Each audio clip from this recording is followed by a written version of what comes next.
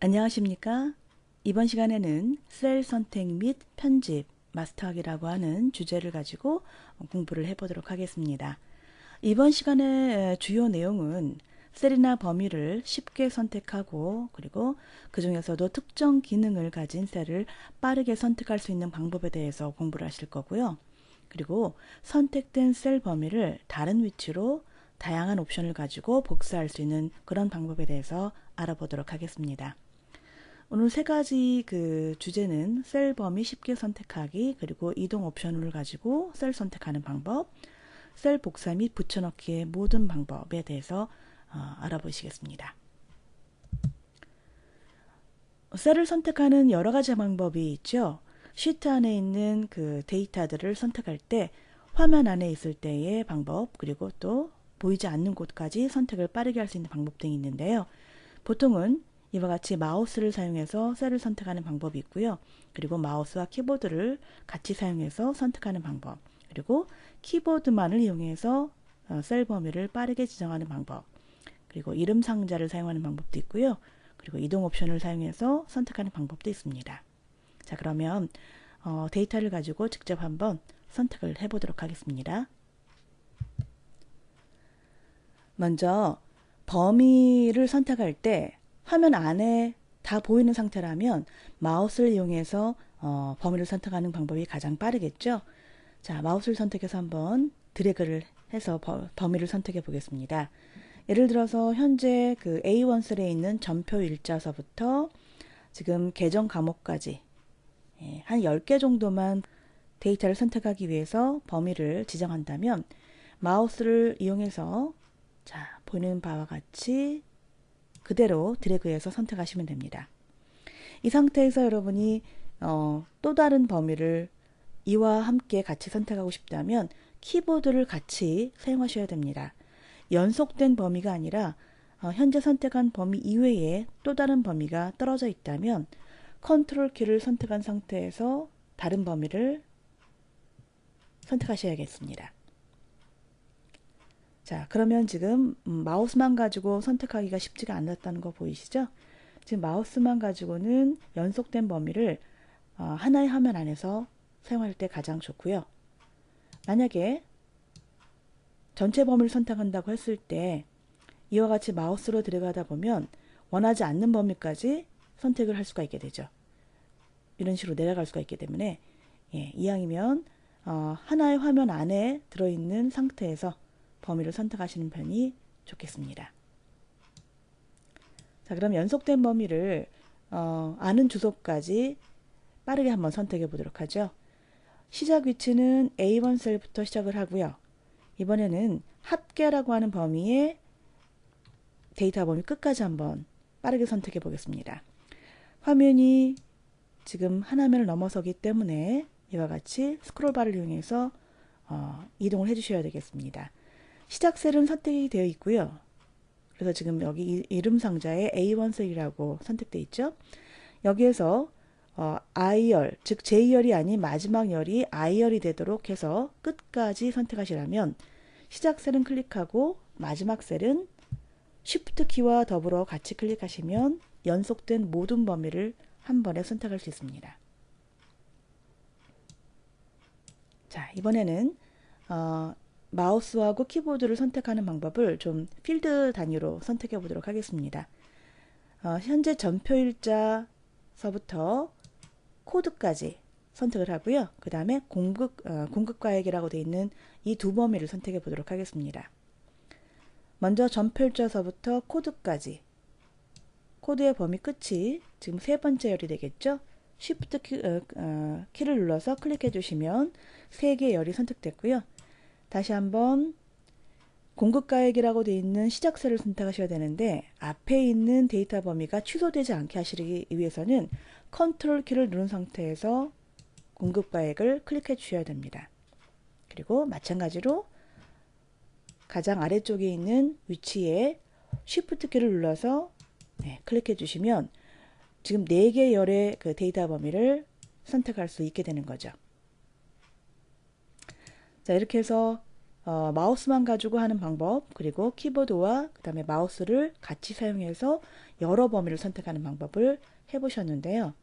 이번에는 키보드만 가지고 한번 선택해 보도록 하겠습니다.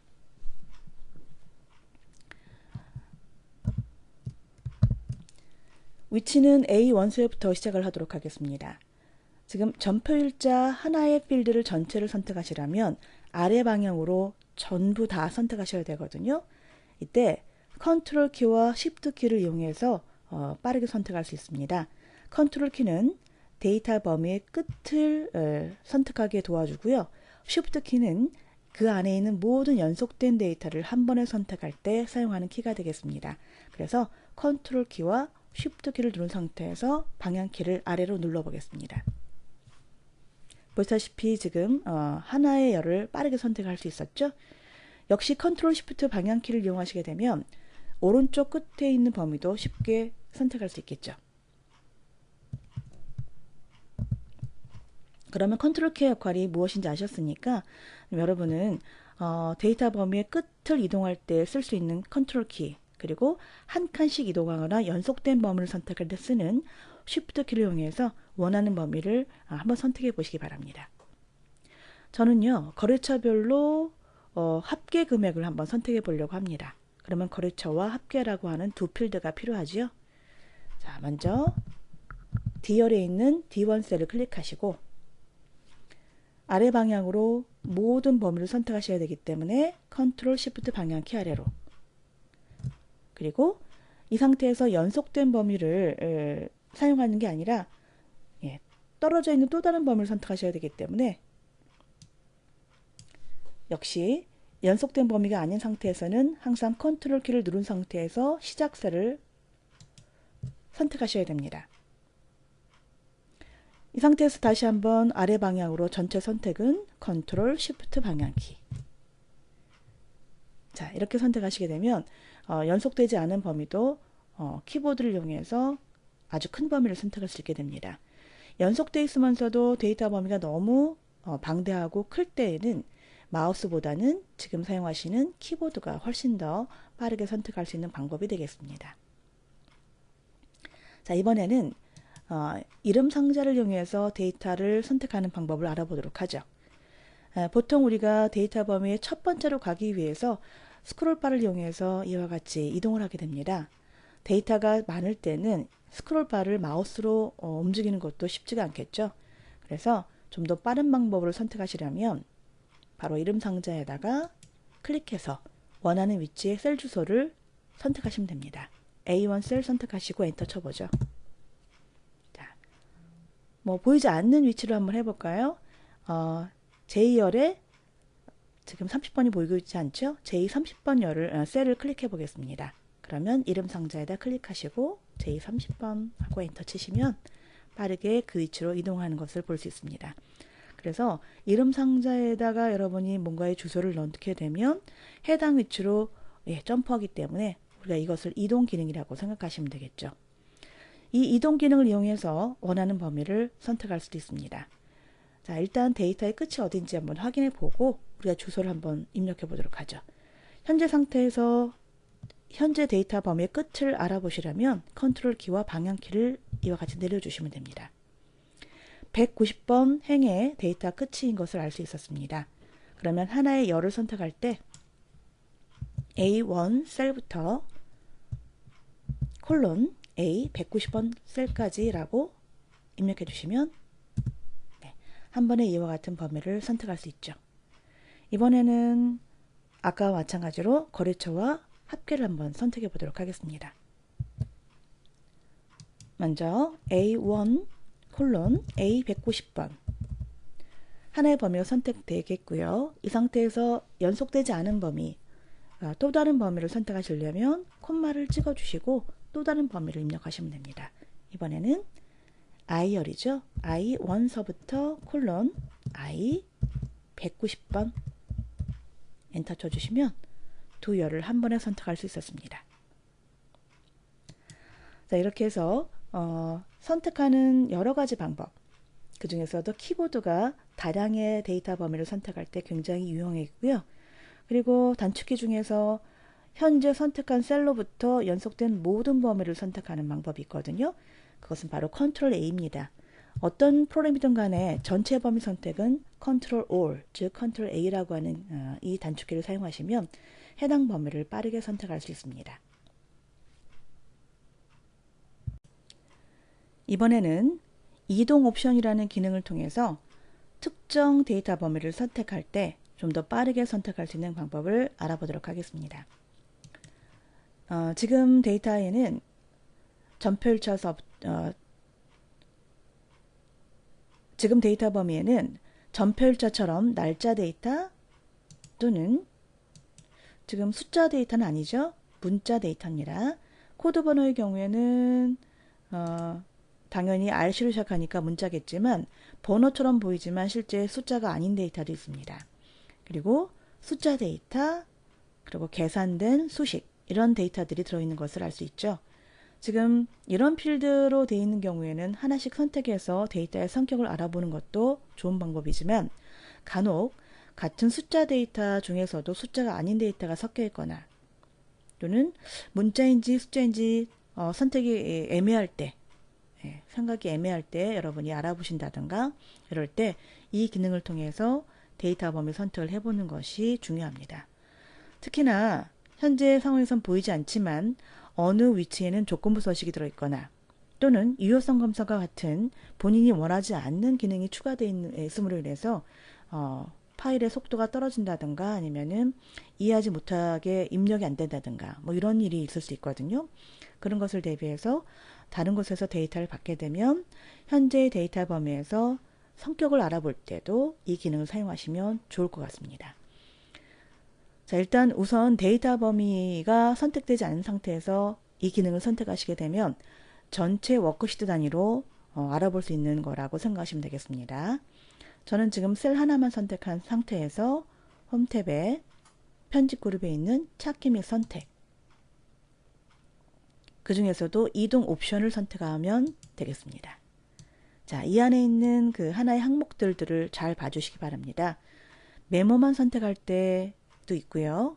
어느 위치가 어느 범위가 상수로 되어 있는지, 상수값 중에서도 숫자인지 문자인지 논리값인지 오류 데이터인지 알 수도 있고요. 빈 셀만 찾아달라고 할 수도 있고요. 그 다음에 개체를 선택할 때도 도움이 되고요. 화면에 보이는 셀만 선택할 때도 여기 있는 옵션을 사용하시면 되겠습니다. 아까 말씀드렸던 조건부 서식이나 데이터 유효성들을 어디에 선택되어 있는지, 어느 위치에 이 기능이 걸려 있는지를 알아볼 때도 사용하시면 굉장히 편리합니다. 저는 이번에 수식이 걸려 있는 위치를 찾고 싶습니다. 수식이 어느 위치에 입력이 되어 있는지, 그 결과가 숫자인지 텍스트인지도 선택할 수 있거든요. 저는 이 결과와는 상관없이 무조건 수식이 걸려있는 위치만 찾아보도록 하겠습니다. 확인 버튼 눌러보시게 되면 자, 부가세와 합계라고 하는 필드가 두 가지가 다 수식이 걸려 있군요. 자, 이렇게 확인을 해봤고요. 다시 한번 찾기 및 선택하셔가지고 이동 옵션, 이번에는 문자가 들어있는 것만 해보겠습니다. 상수값을 선택하시고요. 그 중에서도 숫자는 빼고 텍스트가 들어있는 것만 선택해 달라고 하겠습니다. 확인 버튼 눌러보시면 이와 같이 지금 제목 필드명 그리고 번호라고 되어 있는 것도 숫자가 아니라 문자라는 것을 알 수 있었죠. 이 중에서 날짜, 그 다음에 숫자 데이터는 다 빠진 것을 볼 수가 있습니다. 이 필드가 전부 다 문자 데이터로 되어 있다는 것을 알 수가 있습니다. 이렇게 특정 기능을 가지고 있는 그런 범위, 이런 것들을 선택할 때는 방금 전에 보셨던 이동 옵션을 이용하시기 바랍니다. 한두 가지만 더 해보겠습니다. 예를 들어서 이 부분에 데이터가 비어있다고 가정해보죠. 자, 이렇게 떨어져 있는 범위에 빈 셀을 선택하기 위해서는 우리가 아까 배우셨던 드래그 또는 컨트롤 드래그, 이렇게 키보드와 마우스를 같이 사용해서 범위 선택하는 방법이 가장 유용하겠죠. 근데 이런 범위가 너무 많다 보면은 매번 이렇게 화면을 옮겨가면서 마우스와 키보드를 동작하기가 쉽지가 않습니다. 이런 경우에도 지금처럼 빈 셀만 골라달라고 할 수 있는데요. 이 빈 셀이 다른 위치에서 보면 굉장히 더 많죠. 이런 것들은 피하기 위해서는 이 범위 안에서의 빈 셀만 골라달라고 하셔야 됩니다. 그럼 어떻게 해야 될까요? 일단 전체 범위를 선택하시면 현재 범위로 한정이 되겠습니다. 이 상태에서 이동 옵션, 그리고 빈 셀만. 자, 이렇게 선택할 수 있다는 거죠.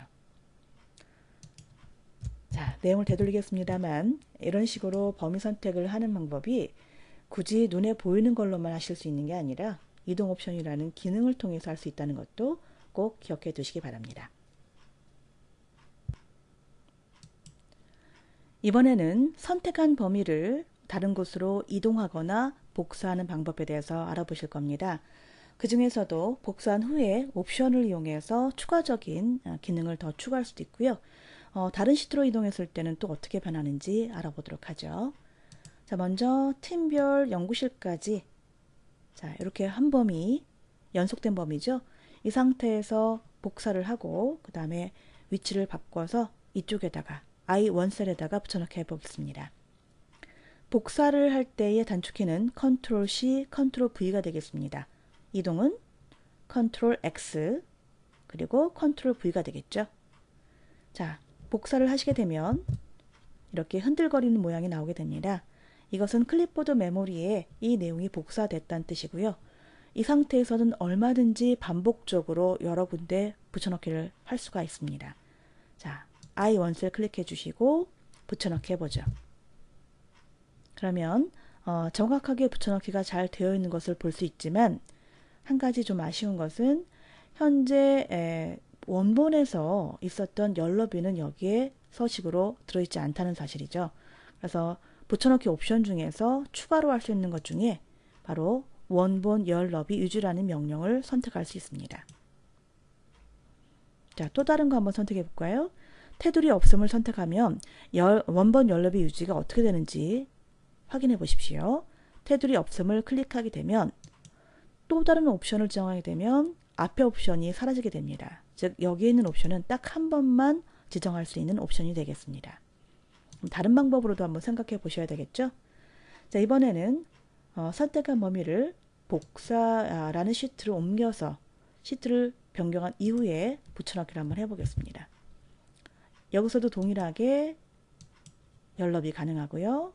그 다음에 또 테두리 없음도 가능합니다. 자, 그런데 이번엔 좀 바꿔볼 거예요. 선택한 범위가 여러 개일 때 팀부터 담당 교수까지 선택하시고요. 복사할 내용이 지원 금액 지급 비율이라고 되어 있는 필드까지 선택한다면 이렇게 떨어져 있는 범위를 한 번에 선택해서 옮기셔야 될 때가 있습니다. 이때 한번 복사해 보죠. Ctrl C 그리고 복사 위치에 시트를 바꿔서 자, 여러 개 떨어져 있는 범위를 선택한다 하더라도 붙여넣기 할 당시에는 이것이 데이터가 하나의 데이터 범위로 뭉쳐지게 됩니다. 즉 연속된 데이터로 바뀌기 때문에 하나의 옵션은 지금 지정됐다고 보시면 되겠는데요. 자, Ctrl V 눌러서 결과 보시죠. 아까는 이만큼 떨어져 있었던 데이터 범위가 한 번에 그 연속된 데이터로 바뀌는 거 보이시죠? 이렇게 복사한 이후에 여러분이 아까와 같이 지금 원본 열 너비 유지를 하고 싶다고 해서 클릭해 보면 붙여 넣었던 그 명령이 하나가 해제된다고 보시면 되겠습니다. 그래서 원하지 않는 내용으로 바뀌기 때문에 이런 경우 좀 더 다르게 생각해 보실 필요가 있으세요. 자, 원본에 다시 한번 가보면 아직도 선택되어 있습니다. 이런 경우라면 바로 붙여넣고 난 다음에 하나의 옵션만 지정하지 마시고요. 여러 개의 옵션이 필요한 상태가 되기 때문에 이 상태에서는 오른쪽 버튼 눌러서 선택하여 붙여넣기 그리고 일단 열너비만 먼저 붙여넣기를 해보겠습니다. 열너비가 조정이 되죠? 그런 상태에서 다시 한번 선택하여 붙여넣기 그리고 저는 테두리도 제외하고 싶습니다. 자, 그러면 두 가지 기능이 모두가 다 포함되어 있는 데이터 복사가 이루어지는 것을 볼 수 있습니다. 만약에 서식도 빼고 싶다면 서식 제외하시고 또는 서식만 가져온다든가 하는 여러 가지 옵션을 바로 선택하여 붙여넣기라는 명령을 통해서 할 수 있다는 거 꼭 기억해 두시도록 하고요. 특히나 수식이 걸려있는 이런 부분이 있죠. 합계라는 이 부분. 예를 들어서 거래처별로 해당 합계를 이만큼만 가져오도록 하겠습니다. 이때 그 크기가 서로 달라서는 안 됩니다. 현재 지금 13번 행까지 와 있기 때문에 선택을 하셨다면 동일한 합계까지 복사하시면 되겠습니다. 자, 선택하시고 복사. 그리고 시트를 바꿔보겠습니다. 자, 그리고 위치를 바꿔서 붙여넣기 하게 되면 지금 수식이 값으로 바뀐 것을 볼 수 있습니다. 자, 붙여넣기를 다시 한번 해볼게요. 붙여넣었을 때 여기에 있는 열 너비를 여러분이 움직이게 되면 당연히 이와 같이 문제가 생기게 되죠. 역시 마찬가지입니다. 붙여넣으실 때 선택할 붙여넣기를 통해서 여러분이 열 너비를 지정해 주시고요. 그 다음에 여기에서 이 상태에서 값으로 붙여넣기를 명령을 내리셔야 두 가지를 다 포함하는 그런 복사 기능을 사용할 수 있게 되는 것입니다. 자, 값 붙여넣기 꼭 기억해 두시도록 하고요. 실무에서 정말 많이 사용하게 됩니다. 예를 들어서 원본 중에서 공급과액하고 만약에 합계만 가지고 싶다고 가정한다면 자, 다시 한번 복사할게요. 자, 옆에다 한번 붙여넣어 볼게 할게요. 현재 여기 있는 값들이 모두 다 값으로 바뀐 걸 볼 수가 있죠. 여기에서 옵션을 지정하게 되면 원하는 내용이 안 들어오게 되죠. 값도 문제가 안 생기고 그 다음에 서식도 원하는 대로 하고 싶다면 선택하여 붙여넣기라는 기능을 통해서 현재의 서식들을 옵션들을 지정하시면 되겠습니다. 값으로 한번 넣어보죠. 자, 그러면 데이터와 상관없이 값으로 들어왔기 때문에 수식에도 문제가 걸리지 않고요. 그 다음에 원하는 서식까지 모두 같이 복사된 것을 볼 수가 있습니다. 오늘 셀 범위를 지정하고 그 다음에 복사 붙여넣기, 그러니까 셀에 대한 모든 범위들을 선택해서 붙여넣는 방법들, 단순한 방법뿐만 아니라 선택하여 붙여넣기라고 하는 기능을 통해서 특정 옵션을 이용해서 복사하는 방법까지 학습을 해 보셨습니다.